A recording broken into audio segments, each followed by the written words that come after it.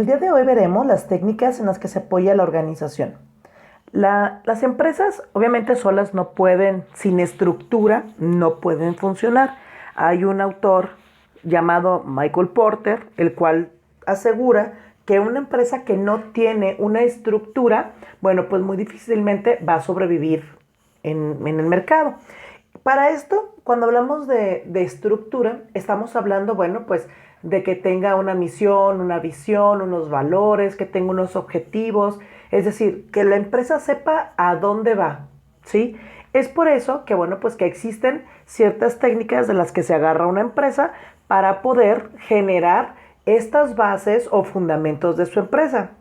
Dentro de ellos encontramos los organigramas. Cuando nosotros hablamos de un organigrama, hablamos justamente de esta estructura formal. ¿Por qué es formal? Porque está implementada de manera gráfica en un papel o de una manera más factible o más palpable.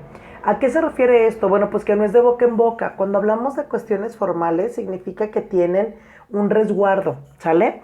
En este caso, cuando nosotros hablamos de los organigramas, aquí un organigrama nos sirve para conocer las jerarquías y conocer los puestos que tiene en este momento, pues la empresa. Vamos a ver, ¿para qué me puede servir un organigrama? Un organigrama me sirve para conocer cuáles son las funciones que tiene una empresa, cuáles son las divisiones jerárquicas que tiene, es decir, gerente, secretaria, nivel de intendencia, subgerente, supervisor, etcétera. Estas líneas de autoridad, a veces uno podría creer que cuando nosotros vemos estos cuadritos donde viene que el gerente, el supervisor y demás, solo es un puesto, pero no solo es un puesto, también ese nivel nos dictamina cuál es el nivel de responsabilidad, cuál es el nivel de autoridad y pues bueno, obviamente al tener esta estructura, nosotros también tenemos que generar canales formales de comunicación. Cuando hablamos de canales formales, nos referimos a, por ejemplo, cartas, minutas, circulares, memorándums, etcétera. Es decir, elementos que son palpables. ¿Por qué? Porque podremos decir de boca en boca y decir, sí, yo te doy permiso, pero eso no es formal. Esa es una forma informal de tomar una decisión. Es decir, no hay un antecedente. Si yo te pregunto, ok, ¿quién te dio permiso? No hay nada escrito, no hay nada que me puedas comprobar.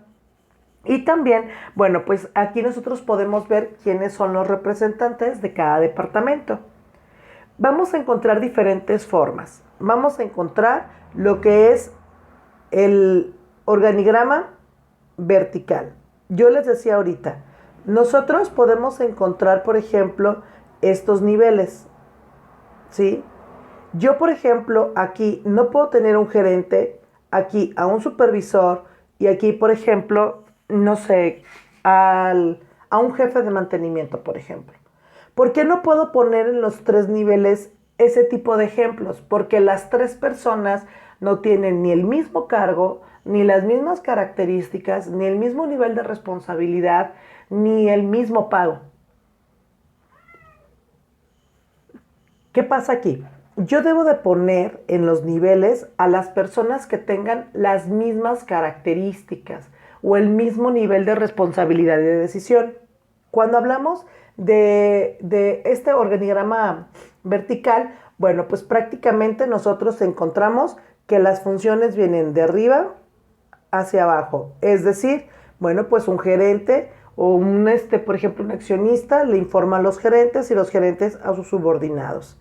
Del lado contrario, encontramos el horizontal, que aquí, por ejemplo, nosotros podemos ver que aquí están los mandos altos y ellos les informan a sus subordinados, es decir, de izquierda a derecha. Y luego vamos a encontrar otro organigrama que es el circular. Este organigrama es muy poco usado porque es medio complejo.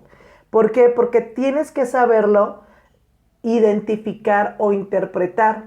Es lo mismo que estamos viendo en este lado, es decir, aquí tengo a los jefes de área y aquí tengo a los subordinados. En este caso, bueno, pues aquí yo también manejo el área financiera. Aquí, bueno, él es como el gerente o él es como el encargado del área y en esta parte tenemos la cabeza central. En este caso, este tipo de organigramas significan lo siguiente, que cada uno de estos departamentos, cada uno de ellos, le va a reportar directamente a este. Es decir, todos están relacionados con la dirección general. Es decir, aquí el área financiera directamente le reporta al gerente, el área comercial le reporta directamente al gerente. Entonces, prácticamente este gerente o este director general está enterado prácticamente de lo que pasa en toda su empresa. Y luego tenemos, bueno, pues un organigrama mixto en donde podemos ver que, bueno, podemos encontrar niveles tanto horizontales como verticales. Y viene este que es muy interesante, que es un organigrama funcional. Se llama funcional porque en cada una de los campos jerárquicos nos explica cuáles son las actividades que tiene que realizar ese departamento. ¿Por qué es importante aquí? Bueno, este es muy importante porque hay veces que el empleado entra a una empresa y no conoce al 100% cuáles son sus funciones. O sea, él no sabe qué es lo que tiene que hacer. Sí, es verdad. En algunos casos se irá por las cuestiones lógicas, ¿no? Pero eso de las cuestiones lógicas puede generar muchos accidentes. Entonces, es importante que la empresa le diga qué es lo que tiene que hacer y cómo lo tiene que hacer. Otro elemento del que se puede apoyar la organización son los manuales. Cuando hablamos de manuales, son documentos que se le pueden entregar al empleado cuando él ingresa, ¿sí?, a la empresa. En este caso, los manuales, o puede que si se dio una indicación posterior a su entrada, bueno, pues que después se les den, ¿no? O es una información que se les puede otorgar. En este caso, vamos a encontrar diferentes tipos de manuales. Estos manuales nos sirven para estar comunicados, empresa y empleado, ¿sale? En este caso, cuando nosotros hablamos de manuales generales, estamos hablando de manuales que hablan de manera generalizada lo que es la empresa. Es decir, su historia, su trascendencia, su incursión en el mercado, qué productos vende, cómo ha sido su crecimiento. En general, toda la empresa habla de la cuestión institucional. Después encontramos los departamentales. Un manual departamental, como lo dice su nombre, habla solo del departamento, es decir, qué se tiene que hacer en el departamento, a qué se dedica el departamento, quiénes lo integran, cuáles son sus características, cuáles son las políticas que debe de utilizar dentro del departamento. ¿Por qué? Porque vamos a encontrar que hay empresas en donde necesitas traer un equipo específico, si no, no puedes trabajar. Es decir, botas, guantes, tapones para el ruido, lentes, etcétera. Es decir, que debes de tener un equipo apropiado y si no lo tienes no puedes laborar. O, por ejemplo, hay empresas las que se dedican a cuestiones más médicas o cuestiones de salud. Ellos, por ejemplo, antes y después se tienen que sanitizar o se tienen que dar un baño. O sea, eso también lo tienes que saber, cómo se rige tu departamento. Y luego tenemos un manual que es muy importante, que es el manual de bienvenida. Cuando nosotros hablamos de este manual de bienvenida, es, como lo dice su nombre, darle la bienvenida al empleado a la empresa. Es bien importante que cuando nosotros ingresemos a una persona, bueno, a un candidato nuevo a la organización, nosotros lo empapemos de la información de la empresa. Es decir, que él sepa dónde está trabajando, cuáles son las características de la empresa, qué ofrece la empresa, porque muchas veces la gente ni sabe dónde está trabajando, ¿eh? Entonces, en el manual de bienvenida nosotros justamente le damos eso, la bienvenida al empleado.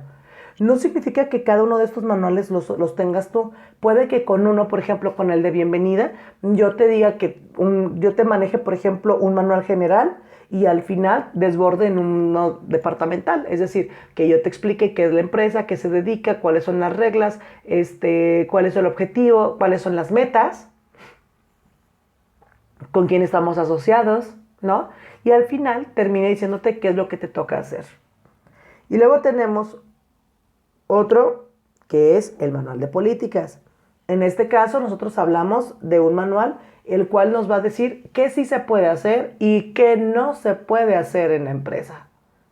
En este caso, cuando hablamos de políticas, son como esas cláusulas muy importantes que ponen las empresas. Una cosa es reglamentar y otra cosa muy diferente es una política. Ya en este caso la política se da cuando una empresa tiene como muchos, no errores, pero sí muchas situaciones no tan positivas para ellos. En este caso las políticas me dicen, por ejemplo, no sé, pues que si hay un fallecimiento en mi casa, ok, ¿qué debo de llevar para poder obtener la justificación de acuerdo a las situaciones que ellos manejen? Y luego manejamos otro manual, el manual de procedimientos. Cuando hablamos del manual de procedimientos, es un manual que nos diga cómo tengo que hacer las cosas, bueno, qué debo de hacer y cómo lo tengo que hacer. Es decir, cuál es el proceso o cuáles son los pasos que debo de seguir. Ahorita lo vamos a ver más adelante con este flujo. Pero es decir, que si yo voy a hacer ensaladas, ok. ¿Cuál es el paso número 1? Bueno, pues el paso número 1 probablemente es ponerme una cofia. El paso número 2 es lavarme las manos, desinfectarme.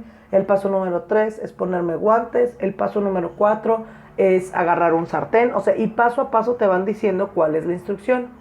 Esto, aunque a veces nosotros no lo notemos, todas las empresas tienen manual de procedimientos y son elevados en costos porque hay que hacer una investigación previa para ver cuánto tiempo le invertimos a una actividad. Por ejemplo, tú ves a los chicos de Burger King o de McDonald's sirviéndote una hamburguesa, pero hay un procedimiento para que él prepare esa hamburguesa. Obvio, tú dirás, ay, pues es obvio, ponen el pan, la carne, sí, pero hay un acomodo de si, por ejemplo, va primero el queso, después la verdura, o primero los pepinillos y después las verduras. O sea, sí hay un acomodo. Te diré por qué. Porque de acuerdo a cuál sea el proceso, es el tiempo que al final yo me tardaré en elaborar el producto. Tú dirás, ay, pero son segundos. Sí, pero ya lo hemos hablado en clase. Los segundos son vitales en un mes, en un año, en una empresa. O sea, realmente es mucho dinero que pierde una organización. Y luego tenemos los manuales de puestos.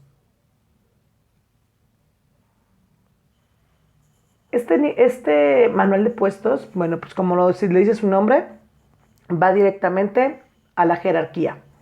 ¿Qué hace un gerente? ¿Qué hace un supervisor? ¿Qué hace qué hace, por ejemplo, una secretaria? Es decir, el puesto, que es lo que tiene que hacer, como más las funciones. Y por último, vamos a ver los diagramas de procedimientos de flujo.